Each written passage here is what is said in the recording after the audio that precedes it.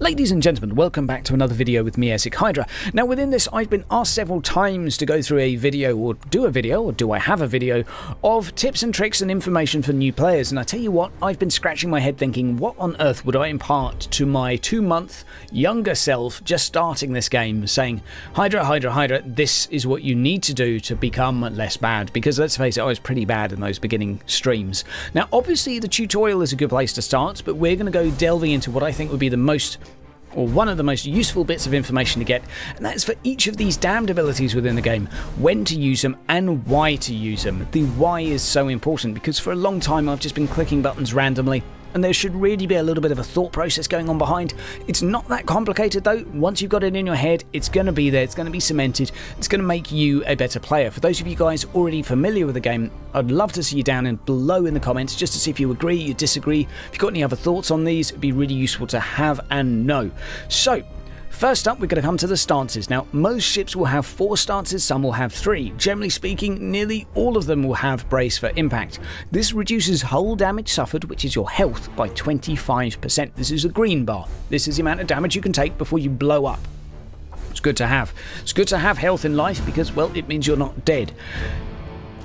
There are situations for this. It might seem like a fairly small amount, but it is notable. One of the bigger advantages, however, is the defense turret accuracy increases by 50%, and this is notable. The defense turrets have a range basically of 4,500 units, which is the same as the small blue circle, also known as the detection range. This is also where you can detect stealthy units. Now these turrets are used to fight enemy fighters, bombers, aircraft, things like that, and also torpedoes. They do not shoot at enemy ships unless you have a specific skill to upgrade them. So, worth noting, if you're being bombarded and you need the extra effort or energy, it's worth doing. As a general rule of thumb, 6 turrets against a single unit of fighters will normally cope if you're doing a little bit of kiting, 9 preferably. What this means though is if you can see a double unit of fighters, which means 1 health bar but 2 separate little clusters, if you've got less than 12 turrets, you probably need to be panicking a little bit or grouping up or moving away, but Brace for Impact is here to help in some of those situations. Now, morale losses are also mitigated from ramming and asteroids collisions. So what does this mean for this? This means if you're going to be rammed or if you're going to ram, that this is a good stance to have, because otherwise you're going to get morale loss followed by mutiny. It's very, very useful. It also obviously means that you'll suffer less hull damage when you do the actual ram. And generally speaking, it's a pretty useful one in those niche situations of defense versus ordnance, which is the turrets, the torpedoes and other such things. If you're going to take a load of damage, it can be worthwhile. If you've got no weapons left on a ship whatsoever and it's just taking damage, might be worth putting Brace for Impact on if it's not going to do anything else. There will be the odd situation where it seems appropriate, even though the majority of the times it's more tempting to focus on firepower. Now moving on to firepower, the next one we have is Lock On. Now Lock On is a stance that increases the range of all weapons by 4,500 units, which is not too shabby. It's not too shabby at all.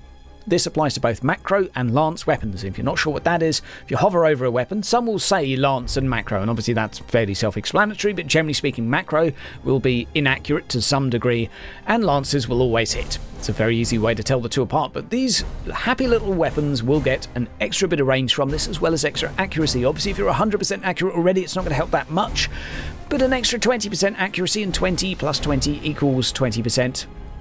It's going to help a little bit with some of those macro weapons and make a bit of difference to some of that damage. It's also going to double your critical chance, and critical chances are used to damage enemy systems and deal extra damage. It's nice to have and good to have. So Lock On, generally speaking, it's going to be useful for kiting. It's going to be useful when you want to keep someone at arm's length outside of the boarding range. If you're feeling like they're a little bit of a brawling fleet and you don't want them to get too close, Lock On is going to be pretty spicy. For things that are already high crit chance as well, it's going to double it, so it's also pretty useful to keep an eye on.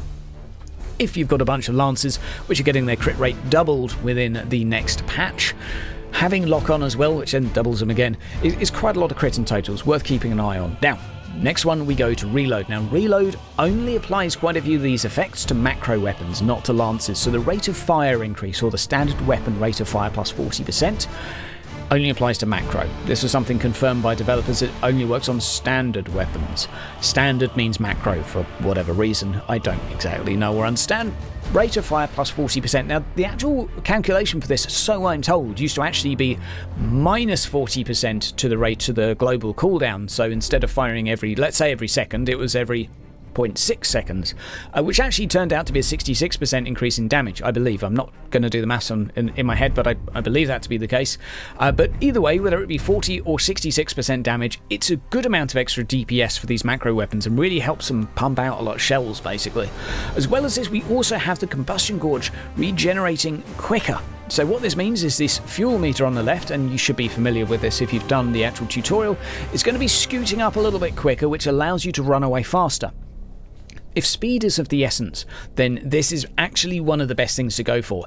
Even if you're not going to be shooting, even if you need a little bit more tankiness sometimes, I'll tell you what, actually having that extra 20% can make the difference. It can allow you to scoot away that extra little bit faster and really get a good burst away. Generally speaking, if you're chasing someone and they're getting away from you and you both have comparable speed ships, they're probably using this, and that might explain why they're getting that extra speed. Even for those factions that can blink and dash like the Necrons, this still reduces the cooldown, so it's pretty useful to have actually in terms of mobility. Pretty good.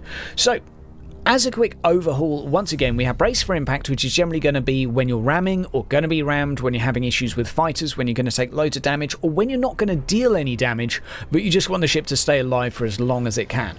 Then we have Lock On, which is the long range sniping, however slightly lower mobility compared to Reload. But it applies to all weapons, and again, accuracy, range and crit chance, useful for taking down an opponent from range. Reload only applies to macro weapons, but makes them do a damn sight more damage. It also allows you to be slightly more mobile, so again, you should be fairly self-explanatory. If you have a ship that has no macro weapons, there's no point other than the mobility being in Reload. Worth considering. Now, let's move over to the actual command section now. We have three different things here. We have emergency repairs. Now, if something is lightly damaged, you'll see that come across the toolbar here as something in yellow. You can hover over to see what it is. You'll eventually learn what they are, don't you worry. Engines, things like that, weapons can all be lightly damaged. Now, if you click the repair while things are lightly damaged, they will become unlightly damaged, or rather they will become repaired. If they are red and heavily damaged, they're not coming back. They are gone, they are kaput. However, there are some exceptions to this within certain skills within the game and abilities that will allow you to repair those, but that's only very specific situations. Now, the question is, should you click this button as soon as you can every time? And the answer is no, because each one of these is exceptionally important, and it depends on what your enemy is doing as to which one you're going to be using. Call to Arms is the next, and this replenishes troops on your ship. Now obviously this is only going to be useful if the troops are being murdered on your ship by boarding actions, which we'll come to in a moment. They can also be killed by fighters, and they can also be killed by torpedoes, but if the enemy is going for troop kills, then this all of a sudden becomes priority because it replenishes a fair few of them, at least, enough to make the ability really top priority. Next we have Rally. Now for your flagship it's Rally, for the rest it's Encouraging Speech. For Rally it's basically an AoE extra morale effect nearby. Now, once again, if Rally is going down, Rally becomes priority. If you have a mutinied ship nearby which has lost all of its morale and is running away off the map, you can use this to reclaim it or encourage it to come back, which is very, very useful. It's worth not rushing into using emergency repairs, especially if you're a low morale fleet, because you're going to need the Rally skill for people like Orcs, maybe even for some of the Tau if you're bringing a lot of recruit without the upgrades. They're going to run away at the first sign of trouble, and Rally is going to be exceptionally useful. If you see an enemy that is focusing on troop damage, like an Astartes or maybe an Orc that really wants to get in your face, Call to Arms can make the difference here. Because once you've been boarded, get some crew back as soon as you can. As soon as this button is off of off of being greyed out, so basically highlighted, smash it, get some troops back, and it's going to at least get in the way of their plans of boarding you. It's very, very useful to have and use. Once again though, emergency repairs not useless by any means. If your generator is damaged, if your engines are damaged, it's going to prevent you doing certain actions. It might prevent certain weapons being used. I would say prioritise the other two when they're needed. If you're going to be boarded, use call to arms. If your morale is going to go down, you need rally. Emergency repairs is there for then when you don't need the other two. That's my opinion on where you need to get out of trouble and your engines are down and you have no choice. Use emergency repairs. What I generally suggest as well is not letting everything get too damaged before you click it, because if everything's already red, it's not going to help that much. And it also, as a little side note, gives you 3 turrets back if your turrets have been killed by enemy fighters. Moving on now to the assault actions, we have Lightning Strike and the boarding action. Now, Lightning Strike can be done at a longer range. It has a beautiful range of 9,000, but it can't be done if an enemy has a shield.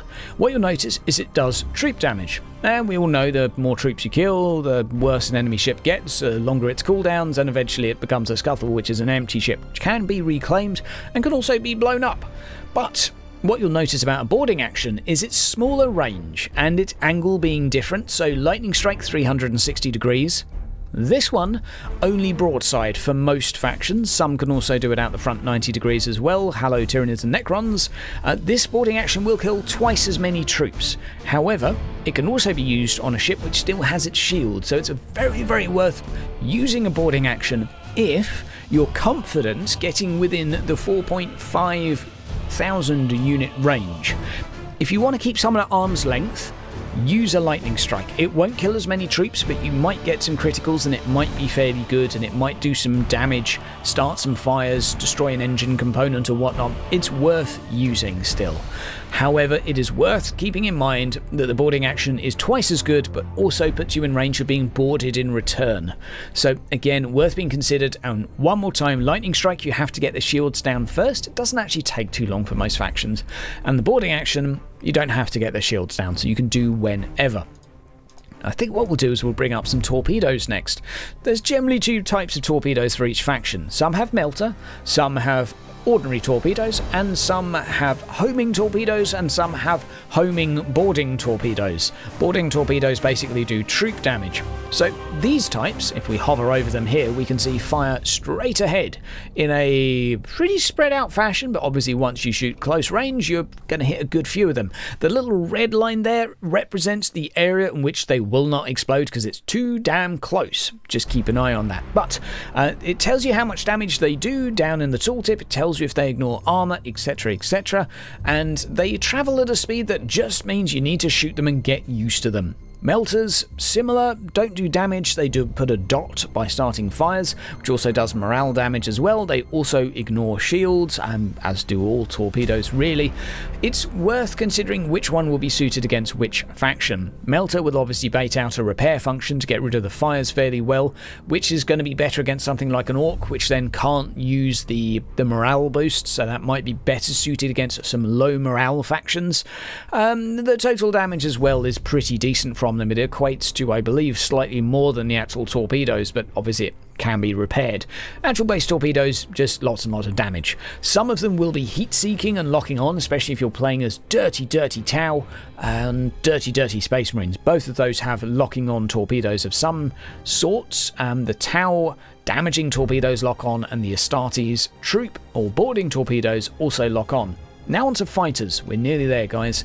We have 3 types of fighters for most factions. Some only get 1, and that sucks to be them. Hello, Necrons.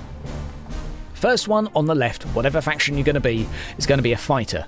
It's going to kill other fighters. So these are basically just PPU aircraft. They're going to take out torpedoes and turrets as well on enemy ships if they can, but they're not going to do much else. They're going to take out all of the superficial stuff, the stuff that's not that might be an immediate threat to your ship. And what it's worth considering, if we just click the ready button here, is we can actually use them to guard one of our own ships if we so wish. You could set them to attack an enemy blip, if we have a little peep up there, or you could send them to a specific area. But if you send them to an area, they will guard there for something like 45 seconds, and normally they'll die. So it could be used for a little bit of scouting. Now it's worth considering as well which rank they are. You can see these are rank 2, or 2 out of 2. What that means is you send out 2 squadrons at once every time, and if one single ship makes it back, they all recharge. It's all okay. So the higher the level, the less risk when sending them out. It's really worth being aware of that, because if it's only a tier 1, it's going to die really easily. You just need to be aware. Something like 5 turrets is probably, or 5 or 6 turrets is probably going to take down a tier 1 fighter. Now the next is going to be a bomber. Now these are less in number, easier to take down. Sometimes they're slower. These guys are going to do direct hull damage, so actual damage directly to a ship. But if you've got anything more than, again, about 6 turrets, the bombers are going to have a bad day. Unless it's a pretty high tier actual bomber squad. Now, if someone's actually done the maths on these, I think it would be really good to put down in the comments below as to what you can get away with putting against what. But the bomber's basically there for damage. If you're against a low-tier escort or something like that, the bombers are pretty much a safe bet to go straight away. They'll do some damage and come straight back home again. They might be kited, and if you're a bit unlucky, a tier 1 might be taken down though. Now the last one is for troop damage. So again, if you're going for a sort of a macro strategy of taking down enemy troops... Oh, hello fighters, you've come to play. If you're going for that sort of strategy, this might complement those lightning strikes and boarding actions. They all share a cooldown, however, it's worth noting. Some units will perform very poorly if they have no troops. They'll rout very easily, and some troops are easier to kill. Actually, no, I tell you what, I think the assault boats actually do a static amount of troop damage no matter who they're against. Yes, indeed. But it's worth looking at how many troops an enemy ship has and thinking, okay, are we going to be doing any boarding? Generally speaking, if I'm not feeling like I'm going to be boarding, I probably won't use these as priority. Maybe at the end of the match, if they're still around, I might start using some.